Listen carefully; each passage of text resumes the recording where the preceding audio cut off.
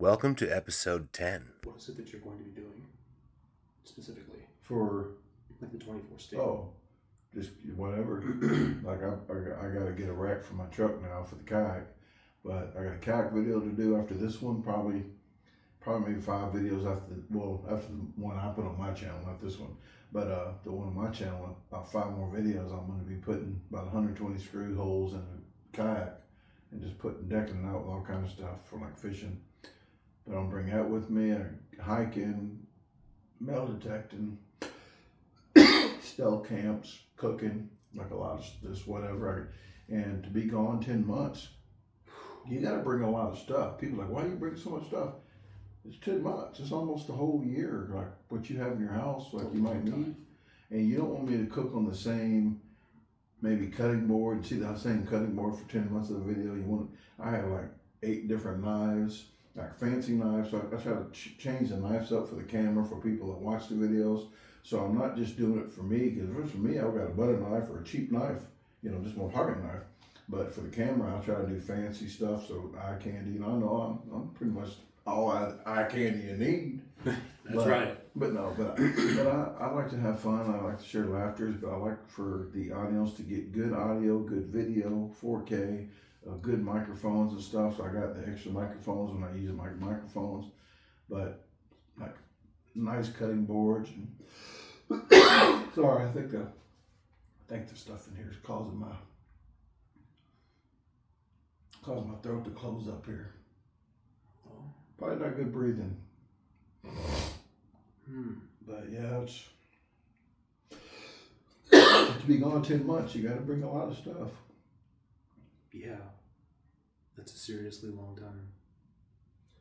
Yeah, because 6 months is pretty long. At the end of it, I was like, man, at the first of it, I was getting videos almost every other day. But towards the end of it, I didn't have to get videos that often, So I was good. I just want to make sure I get 2 videos out a week, Yeah. So, cough drops. That'll help out.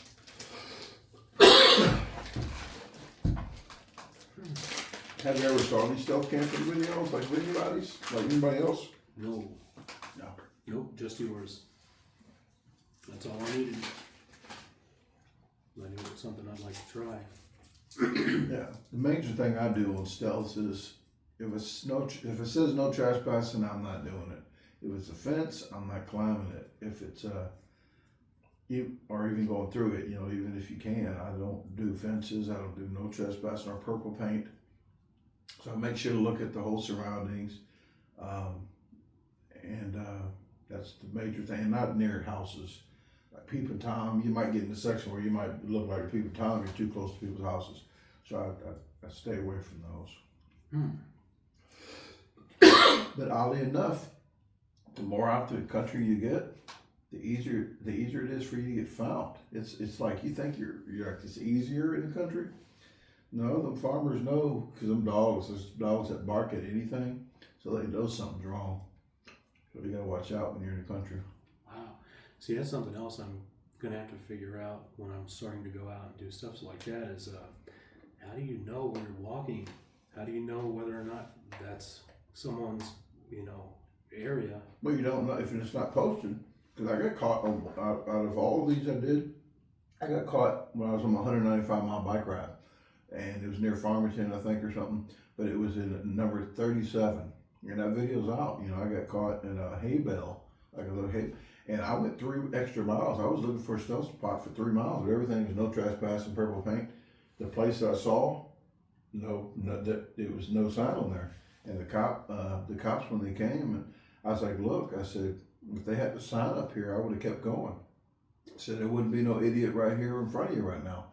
I said, if they had a sign, I wouldn't have been here. I said, but I just searched 3 miles. And then they told me a mile down the road, there's a church I could sleep at, and I came back. So they just wanted to make sure I wasn't, I'm not going to steal 800 pounds. Bale of hay? Yeah, around bale of hay. So. Right. I bet those were fun adventures, though. Yeah, just out there, and you never know. It's just never know what's going to happen. But most time it's just nothing, nothing negative. You know, it's a lot. You meet a lot of people. Yeah. Meet a lot of people. Get to see places you don't usually go, and it's just like when I drive. I go out in the middle of nowhere, and little cafes. You know, you walk in a place like that, and get to meet people, and they definitely. I do my food challenges. I go to the little cafes to do speed challenges and kind of just have a good time, and I get to advertise for mom and pop places, but they really enjoy it, and then they're probably never will see no maniac sitting there kind of eat something real fast. It's kind of just something to talk about in town, I guess, that they don't never see. Right. But I get to hear like the life that they have out there, you know, how it is, and not the hubbub of all the stuff that's happening in big cities, you know. Yeah. There's only been one guy when I was sick in the hospital with hereditary chronic acute pancreatitis. I was during my 8-month stay. I actually found a guy who did competition eating, and he's from, I want to say England, but it's beard meats food. Yeah. And I have never seen a human being put down that much food that fast in my life. Yeah. And he's like this thin. He's okay. He's pretty fast. So you know what I'm talking about. Yeah. Well, Okay. he came. I met him in North Carolina when he first came here for the burger eating champion we did. But I went to the UK 3 years ago, and he came to 3 or 4 of our challenges. But he's a millionaire. You wouldn't know it. So But the cool. guy, he's a millionaire. Him and Leah Shuckkeeper. She's a female eater over there. She's actually a model. She's really nice looking, but she can eat too. And she's actually #1 eater in UK. Wow. Yeah, she beats Beard easy. That's But yeah, Beard's okay eater, but he always orders dessert after because usually he can't beat somebody's record, so he eats after, and then people talk about him because he ate more food. So that's kind of why he orders more food after he gets done eating kind of slower. yeah. So a lot of times I make fun, I just poke fun at them, and I eat before I get an appetizer. So I eat before. I say, oh, they're not confident. They eat after. I said, I ate a whole plate beforehand, like a fish plate they had someplace in Waukegan. I had a whole fish plate, and then the burger was, the guy didn't, I thought the guy was just being funny. But he walked the burger around to everybody, show everybody. He said, hey, this guy here, I don't think he's going to be it. I thought he was just joking. But he saw me eat the fish plate first, and he thought I wasn't going to eat it. And I got the record for that. But yeah, I do that first just to mess with people. Oh, they ain't confident they have to eat later. That's funny. Yeah. Wow. But it's there's I'm surprised. I don't know. I'm surprised you saw him here. He's here a lot now though. He comes to the U.S. a lot to get videos because there's not a lot of food challenges overseas. Really? How thin they are, they don't really have food. They don't like grotesque eating like that. But I do my speed eating where I walk in with the creep cam, I call it, this blacked out GoPro, and with my backpack, and I just walk in, and they don't know it's on really. But if they say they don't want to be on camera, I make sure not to get on camera. But I went to England and Greg's Bakery, and everybody stands in line like Starbucks. They stand in line and get like sausage rolls, and that's what the little like not pigs, kind of like pigs and blanket, but sausage rolls. So I did order 25 of them and sat there at the table, and the whole line was they got the cell phones out, and I was eating them real quick. And some lady, she was really into it. She was like laughing, she was smiling, and she was like really having a good time. I was like, and they don't see stuff usually like that, like people just doing stuff, and I just like to do organic stuff, I like the reactions of people. Oh man. But I always think it's funny too that nobody is paying me no attention at some places. Like they're not caring that this guy's eating like a Walking Dead zombie, like a maniac in the middle of the place, just going crazy, and they're just like looking everywhere else, I just think it's funny. Yeah. I put the cricket noises in, like they don't care. Like, oh, they don't. I think that's I would say nobody cares. Nobody cares. So I'll tell you what though, man, being a content creator is a really interesting life.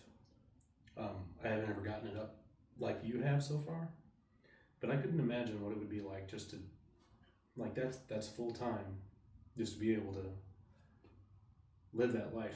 Well, it's like, it's so, I guess people, they say to get a real job. That's what they say to hurt people's feelings in this content creator world. They say get a real job. And the only thing I can understand them saying that is just them justifying to themselves that I don't have a job. Like they're saying, oh, the guy don't have what's a real job? Pay your taxes, like go on trips, go, pay your bills. I got a LLC too. So I got an LLC. That's a business, I said the IRS thinks it's a business. I pay taxes every year. So it's like, I don't understand their thought pattern. I said, what's the real job for me to have to call in sick and cough on the phone to say I can't come to work? I said, I always tell them, get off the toilet. Get off the toilet, go back to work. Because they're fake. I say, stop fake pooping. So, because they're on the toilet, watching videos. I'm like, why? I'm like, a job's a job, You got to work hard, you got to sweat, you got to a physical job, or what do you mean? So, but they think it hurts their feelings and things I do a lot of videoing, I do a lot of video when I do stuff, and I could do it anywhere though. I can go like Philippines. I will go to Philippines in a few years because they do a lot of mukbangs where they do a lot of food on the table. So I could just go there if I want. 3-4 months if I want, and just do videos and get videos and upload. If they got the internet, I got, and if I'm here in the United States, I got the Starlink, so I do the Starlink, and I got Starlink here where I'm at. Wow. So you get to work wherever, and I got camping and I got food. Yeah. So I got to really pick, because if you get an area where I can't camp, then I can get eating videos. If there's a video where there's no food, I can just do cooking videos. Camping and cooking, because the cooking videos on the outdoors I use on my eating channel anyway on Facebook. But there's a lot of opportunity, Wow. A lot of opportunity. It's just if people want to do YouTube and do their own, and they always wonder what to do. Like, don't make something up that you don't like. Do something you like to do. Yeah. You're having fun doing it. Wow. Don't make it like a job, Yeah. Because when I go on these trips, they say, Brad, how'd you figure out how to go all the way, I went 8,300 miles on that trip. And like, how'd you figure it out? And they think because they say, hey, when are you going to be in Nevada? And I just started. I said, well, that's all the way, that's a long way away. I only plan my trip per state, like not even the whole state. Like when I first start, I know kind of where I'm going. And then after that first, right before I get to the next state, 2 or 3 days, that's when I plan the trip for the next state. Because you never know if you're going to be in this side of the state, so the routes might change. So if you plan your trip all the way to here and you change it all the way down here, you got to change the whole trip. Yeah. So it's not used to just fly, Just wait till you get to about where you're going and plan, what highway you're going. Because people say, hey, Brandon, you need to go to here. Like, usually it's a tourist trap, like a lot of people, I don't want to go where a lot of people's at. Right. So it's just, if I see something, I go. So if I don't plan it outwardly, I can just go wherever I saw a sign at for something, like, let's check that out. Yeah.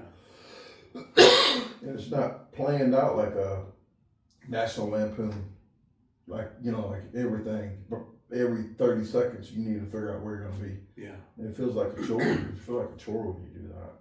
Yeah. I just know right now, if I do a 9-month trip, it's 10 or 11 days per state. If I do 10-month trip, it's 14 days per state.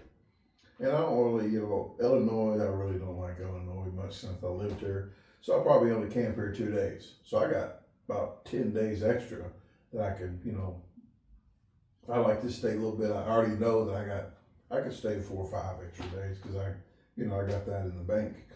Yeah. So.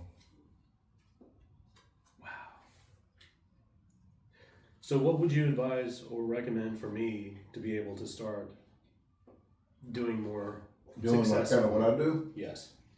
There's a lot of criteria that I don't know about your job and stuff like that, but number one thing I would do is, if you don't want to spend a lot of gas money, you probably want to go light. Like, don't build a camper like me, but you want to build something where you can have all different kind of your tools, everything you need for your job, solar, like lithium batteries, and solar. So if you're in the middle of nowhere, and you can still charge all your stuff up. The number one thing you need something. If you're going to be in a long trip, you need something that you can sleep in, so you have to pay out of pocket. Because I went 18 states, and without the last two camps, I paid $100 and something each of those camps because the other YouTubers and friends was at one, so I paid extra for that. But without that, I paid $77 to camp the whole 6 months.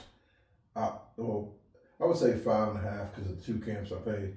But 5.5 months, I paid only $77 to camp. I just went to an RV camp the first time, because the first month I was thinking in my head, once a month I'm gonna pamper myself and take, just sit there with an RV. And I spent $50 at the first one. I didn't need to. I only needed to go that one, and I felt productive because it was cloudy. I needed to charge up all my batteries. I had a little washing machine in there, so I needed to plug it up and I washed clothes. But I spent $27, and I was really happy, I spent that. Yeah. Because the RV park had a bathroom that if you walk in that bathroom, it's like your house. It had a shower, a toilet. Each bathroom had everything. Nice. So it's, yeah. And I got books I bought. It's on a lot of my camps on the 18 state trip playlist. There's a list of books from Amazon. State parks, BLMs, and you look them up, and they'll tell you how much elevation. Like when it was hot, I know I wanted to be 4,000 or higher. So on 4th of July, when it was 100 degrees here, it was 74 for the high where I was at in Washington. I was 6,000 foot up. So I could plan, like this trip coming up on February, I got the RV pink fluid in there so it don't freeze on my water tank and my water heater. So I'm gonna flush that out in February or middle of January, and I'm leaving out. As soon as I do that, I'm hitting one town in Mississippi, in Philadelphia, Mississippi. I'm going straight down to Foley, Alabama, the coast, so it don't freeze. Then I'm hitting the coastline so it don't freeze, and then by the time it warms up a little bit, I'll be off the kind of coastline. And then when it gets real hot, I'm up in Lake Erie in Ohio, Pennsylvania, so September. So I already kind of planned it out where, the climate and stuff. Wow. So, and that's I kind of rough plan that. That's pretty much where I just know the time of the year. I just know the time of the year and where I would like to be at, and other than that, it's just kind of like just free balling it. Yeah. Well, I'm disabled thanks to the pancreatitis, so I don't have a whole lot to do from day to day. Do you have any cards like to get in camps cheaper and stuff like that, veteran or? No, but I'm pretty sure that I can get some kind of discount for being disabled. Okay. I'm pretty sure. Well, Now I can sleep in my 4Runner as long as it's not terribly cold outside. yeah, so if you didn't want to pull a whole trailer, well, what I would do then, you got a cargo bag thing up top? Mm-mm. No, I got roof rack and solar panels and traction boards up there. Okay. Well, you don't. Well, then you don't have to be out a lot of money to start this. I would get some kind of cargo up here, and then a U-Haul thing that comes down from your back hitch, and get the black and yellow. The yellow, is it yellow lid totes? The black totes with yellow lids. Yeah. Get a couple of those on there. Maybe 4. If it's not too heavy, you can do 4. And then they got them long cable straps that you can lock so it don't walk off on you. Yeah.